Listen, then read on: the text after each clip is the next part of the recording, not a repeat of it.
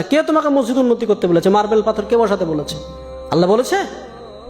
মানুষের ইমান নাই, নামাজির সংখ্যা নাই, মসজিদে টাইলস বসাতে হবে, এসি বসাতে হবে, কে বলেছে? খালি মোরে দেখো ফেরেশতারা ডান্ডা নিয়ে বসে আছে, গিলাদুন শিদাদুন লা ইয়াসুনাল্লাহ মা আমারাহুম। দিনকে মজাক পেয়ে গেছে। বর্তমান সময়ে সব থেকে বড় ফিতনা হচ্ছে জালসা।